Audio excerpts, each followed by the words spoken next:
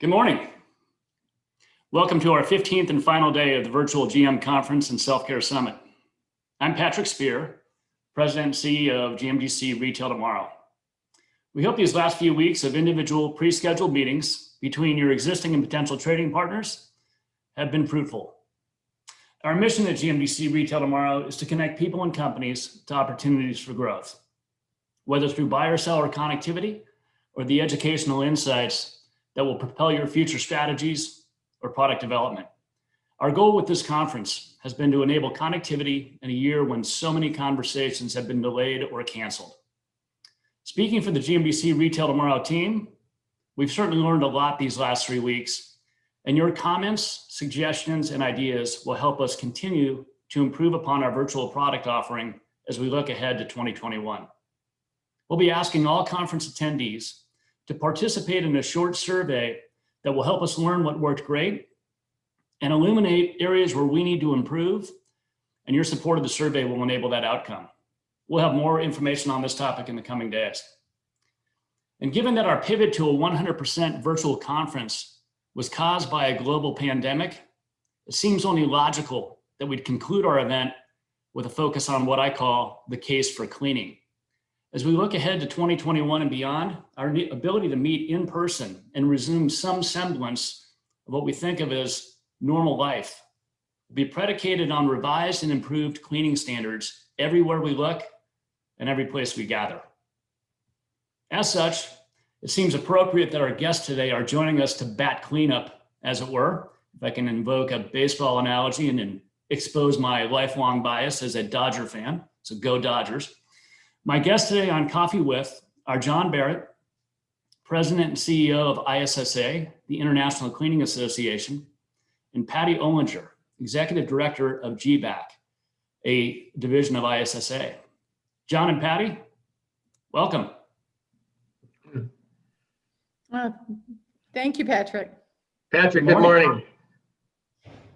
Happy to have you guys join us. Thank you for coming into our virtual conference. And as I said in my intro, we're excited to have you guys here again. I think it makes perfect sense that as we conclude our conference, we do so with a focus on the very topic that enabled us or forced us to go to a virtual conference. So John and Patty, welcome. And if I could ask you to provide just a quick overview on ISSA and GBAC for our viewers this morning.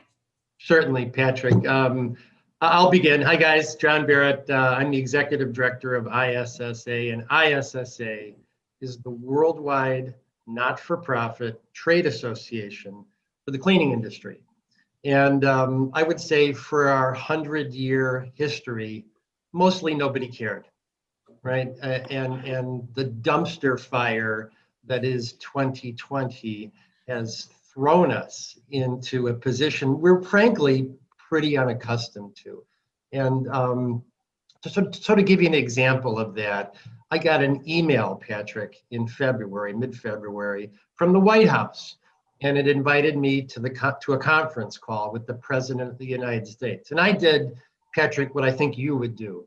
I erased it because I figured it was spam. Anyway, my phone rings an hour later, and he says, "Hey, aren't you going to get on the call?" And I'm like, "Holy crap, this is real, you know?" So sure enough, I get on the phone. It's the president, it's Fauci, it's Deborah Bix, it's the vice president, and they were talking about supply chain. And it was a remarkable event, actually. It was me and Bezos and the CEOs of Walgreens and Home Depot. As I like to tell my friends, it was captains of industry and me. So the bottom line was the president was very concerned about the supply chain and whether or not the states were getting in the way of our delivering these essential products. And at the end of the call, the vice president gets on the phone, gives us his cell phone number, and says, "If you have any problems, all you got to do is call me." So in full transparency, Patrick, I have not called the vice president, nor have I texted him. So I got to tell you, I'm really tempted to do it. So anyway, page forward to today, our industry has received a level of notoriety I would tell you is almost uncomfortable. And I would say that on some levels, we were almost unprepared for it. but some of the stuff we did over the past few years to build capacity, particularly around biorisk and biohazard, really put us in a position to help. So what we're going to kind of talk about today is a little bit about that pivot, maybe some lessons we've learned, how manufacturers and retailers are kind of responding to the threat. And I'm going to try to stop talking just as soon as possible because my colleague, Patty Ollinger, is a scientist, and she is way more interesting than me. But I think what I want to start by saying is the response that the market has given us for this new biorisk and biohazard certification that our trade association developed has been kind of amazing. And Patty's going to talk about that. It's called GBAC, the Global Biorisk Advisory Council. And we've got a couple of programs that are helping people get the knowledge that's necessary to get open and stay safe. And again, Patty's going to talk about it. But the most startling fact that I can share today, Patrick, is that we launched our program about 100 days ago. And during that time, 3,500 organizations in 80 countries have signed up for our standard. And you know, the level of media attention we've received around this program has been, again, kind of out of body for a little trade association. And I don't think it says so much about us. I think it says so much about the need, right? And I'll just name a couple of organizations to give you a sense of scale. But, you know, every single Hyatt in the world have committed to the GBAC accreditation. Every airplane and every lounge in American Airlines fleet has committed to the GBAC accreditation. Virtually every NFL stadium, many NFL stadiums, the NBA, countless retailers, people like Apple have stood up for the GBAC certification. And I think what's really going on is when we first started this journey, people kind of had a branding decision to make, right? Am I going to self-certify my cleaning, or am I going to rely on a credible, objective third party to say that my cleaning program, my cleaning process is tough enough to take on this virus? And I think that drove a lot of the demand early on, but really it changed. So from a branding, it became really more of a risk mitigation strategy. And I think you have to ask yourself, if you're a retailer, you're a manufacturer, will my product stand up to legal scrutiny? And that really, I think, is another reason that people are seeking these certifications. Is that you know, is it defensible? You know, is your program defensible? And I think by pivoting and looking to a credible, objective third party, I think it helps for not-for-profit. Risk mitigation became a big part of that decision. But the biggest surprise, I think, for us is that cleaning and disinfecting, which are two different things. Patty will talk about that. Cleaning and disinfecting are no longer viewed as a cost. They're viewed as a revenue driver. And I got this from the Clorox company. They commissioned a study with the Boston Consulting Group. And we're starting to see that today, even in the media. Organizations are competing to drive revenue on the quality of their cleaning and disinfecting programs. So I guess what I'll say kind of in closing is that, you know, we feel like we have this awesome responsibility to help people get their businesses open, particularly those businesses that are public facing, and then stay safe, not only for their customers, but for their employees. So Patty, I mean, the work you guys are doing is extraordinary, and I would love for you to talk a little bit about it. Oh, thanks, John. You know, this has been really a very humbling experience this year. My entire career has been focused on, you know, that virus management, environmental health and safety side of things, both from a research when I was in pharmaceutical industry and supporting research activities, all the way through when I was at Emory University and leading their environmental health and safety for healthcare and for the university side, including supporting the clinical team that treated the 4 Ebola patients in Atlanta in 2014. And I've led teams with regard to biorisk management, international development of standards. And I have been for years talking about biosafety applies to more than just a laboratory. That everyday work, whether it's working with our custodial services staff, whether it's working with daycares or schools, that biosafety is part of what we do on a day-to-day basis. And everybody, just like John said with cleaning, went, yep, okay. And now all of a sudden, the whole world has become little biosafety officers, basically. The world is just focused on hygiene and cleaning and protection of individuals. And, when John approached me to join ISSA over a year ago, I was like, do I really want to do this? But he convinced me with his whole mission of ISSA's motto, basically, of changing the way the world views cleaning. And I looked at what, GBAC was all about, and it was like, okay, this is really where I want to be in my, of my passion for, changing the way the world views biorisk management. And the GBAC mission statement, or our motto statement, is prepare, respond, and recover from situations that have biological agents involved, and including pandemics.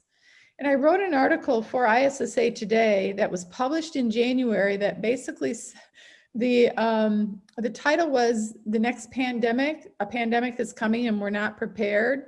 And the day after it was published was when the worldwide pandemic was announced. And it's not that I had a crystal ball, but it was one of those things where what we focused on and some of the vision that myself and other members of GBAC had was what's out there. And what we're seeing is that we have, as cleaning industry, as individuals, a very big need and a very big responsibility to ensure that we're prepared. Because if a pandemic comes, which we're experiencing, and now what we need to look at is what happens next, is that we have a responsibility to be prepared. And we have a key role in this. So, that personal responsibility, yes, I'll put this into like the statement that you're hearing right now is pandemic fatigue. Yeah. We're all getting tired of this. And, we hear day to day, wear your mask, and more data is coming out that face coverings do work. I mean, there's a recent study from the Department of Defense and United Airlines that says people wearing their mask on airlines, they're better protected than in general public from that standpoint, with all the controls that are in place. But wear your mask, it's so extremely important. Looking at washing your hands, again, all those things that we've heard, wash your hands, use alcohol hand sanitizer, social and physical distancing. And we know that, and it's going to become really important as we go into this, winter with the flu season coming on. But also, one thing that some of our partners like Kimberly Clark and others, they've done surveys, and it's things that we know. So the surveys have come back to say people want to see cleaning. It's not just about making it look nice and smell pretty. They want that confidence that we are also hygienically cleaning, that we are protecting their health. So we are cleaning for health. And that, I used to, in the very beginning of this pandemic, I talk about things like, oh, well, they're just doing that, for this hygienic theater. You know what? Hygienic theater really is something that I think is important, that people need to see what you're doing. If they walk into your restroom and it's dirty, it's going to give a perception for the rest of the facility. They're going to walk in your facility and look at things like, where's the alcohol hand sanitizers? Are your staff wearing their masks appropriately, not under their nose, but really right? And that we're respecting each other from that standpoint. we're finding that, from a retail standpoint, good Lord, you guys have challenges, and I recognize it. How many of us go into a store and we want to, what is this? And you're touching it and your feet, you want to be able to do it. And those challenges that you have are real. How do you disinfect? The sample testers that we used to have, how are you going to give people a sample of something? Sure. And we have to think through those things, and what we call, as John indicated, mitigate that risk, not only to the customer, to our employees, but also to our businesses. And if there's a silver lining out of this, I think we're learning from each other. And especially one of the things that I think that GBAC and ISSA are doing well together from a standpoint with our clients is that we're also being able to connect. And I always, I've worked with other nonprofits. One of them was a nonprofit called the Elizabeth Griffin Foundation, and they were laboratory safety issues, but they promoted the fact that we are safer together, meaning that each one of the different disciplines, whether it's hotels, whether it's hospitality, healthcare, convention centers, spas, daycares, you name it, we all learn and we all have different solutions that can apply to each other. Sure. And, that's one of the things at ISSA with our membership, because our membership is manufacturers, distributors, end users, service providers, is that we learn from each other and that we can help connect those solutions to each other. Hey, Patty, can I redirect just for a second? Because I think something has gotten lost in the media, right? And we keep talking about this platform, hand washing, cover your face, social distance, but there's a missing element in that very simple three-legged stool. This needs to be a four-legged stool, and I don't think people are paying enough attention to it. Patty, what is the fourth leg? Training. No, substrates. You gotta clean. Oh, yes. Well, you're right. Making that more clear. To me, it's one of those things that it's just so intuitive that it's like, yeah. But why? We're learning the virus lives for weeks. Please talk about that. Yeah. So there was a recent study that indicated that in a laboratory setting that they were able to show that the virus as long as 28 days even. And while they qualify that it's a laboratory setting, the thing is that we know that this virus is viable. And so even if we're washing our hands and wearing our mask and everything, it's better that if we're cleaning and disinfecting these surfaces and we're able to validate, which we're getting more technology to be able to do that now, that we then have another level of confidence that we are protecting not only our workers and our employees, but then their families as well, because they're not bringing it home. And I think that's a really critical piece of the puzzle. Mm-hmm. And so, yeah, we talk about the stool where you have the operator, the training, the equipment, the cleaning and sanitization, disinfection, substrate surfaces.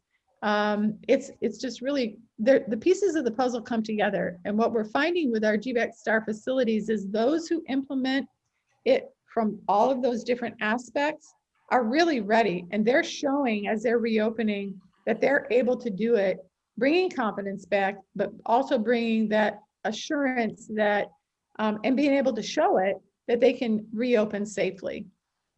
And Patty, if I can, so Patrick, we do events all over the world, right? Sure. Moscow and Madrid and, Milan and in Australia and in Russia. We do events all over the world. They've all been canceled, every single one of them. And so we're sort of all getting used to this virtual idea. But the reality is we probably will be back in business within the year, mm-hmm. and that's really encouraging for us because nothing as good as your Coffee With program is, Patrick. There is no substitute. It's not the same, is it? Yeah. So we talk about the importance of beyond mask and hand sanitizer and distance, this notion of cleaning the substrates, training. like any other crisis, and in this case, a global pandemic, it's safe to assume that a whole bunch of actors rushed into the space to try and, provide the solution. Some of them credible, some probably trying to capitalize or monetize on the crisis. It seems to me you guys have done something that I think it probably sets you apart. Number one, an objective standard, right, with feedback. Your third party, but John, you touched on this, and Patty, you did as well. This notion of nonprofit, I think, really matters in this situation because it gives you the authority, the permission to speak the truth, right? It's not like you're trying to monetize it. This is what it is. And tell me a little more about how that's played out, because you've probably seen, John, I think you used the term earlier when we were talking, carpetbaggers coming into the space. I got to believe that the world is waking up to the importance of an objective standard, what hygiene means to your individual brand standard, and how companies can and should think about keeping their customers safe.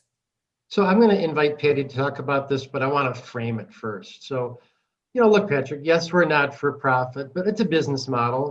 We have to, we have to pay for Patty's fabulous salary, of course. But I think what is really interesting about the luxury of being a not-for-profit is that we can sort of build these programs. And GBAC, this building level certification, is a great example of it.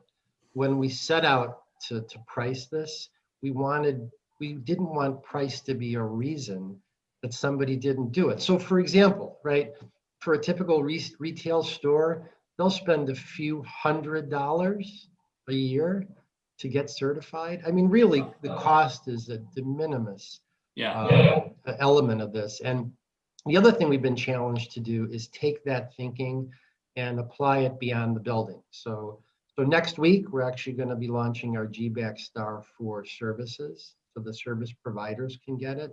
And then early next year, we're going to launch our GBAC Star for products. And we really kind of didn't want to do it, if you want to know the truth.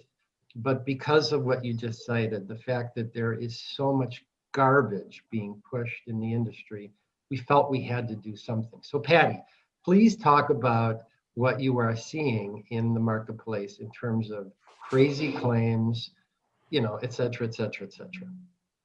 Sure. So John touched on, the product or the facilities which we're doing, and then the service providers, which they begged us, please, we want to be accredited based on the GBAC Star.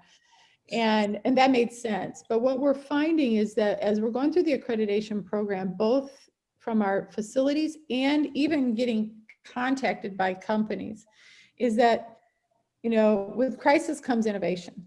I'll put a positive standpoint on it. But with that innovation also comes some things that, the claims are, okay, what? So we have regulatory issues that have to be dealt with. And I'll be honest, here in the United States, we have a lot of regulatory hoops that people have to follow through, and it's very confusing. And if they don't hit the right check boxes, you put yourself at risk as a supplier as well as your customer. And what we're finding is that we had one convention center that was going through accreditation, and when they were LEED certified, they were green, and their disinfection processes did not meet the EPA standards. They were green, but it was one of those things where we had to step back and say, listen, this may be right, it may work, but there is no documentation in accordance with EPA that will meet the standards for COVID-19. And we have to be able to show that. You have to be able to show that. And so they had to step back and pivot. And they had to go back and rethink. And they were frustrated because they had spent hundreds of thousands of dollars on this system. And it's not to say don't throw it out, but we're going to have to come up with some ways to validate. And that company needs to validate. They're required if you're going to make the claim for COVID-19. Mm-hmm. So we were able to work with them and get them into a system that, met the EPA standards and met the validation standards for, SARS-CoV-2. And yet we're finding that it's a very confusing world out there from a standpoint of what really works, what is a device, what is a disinfection.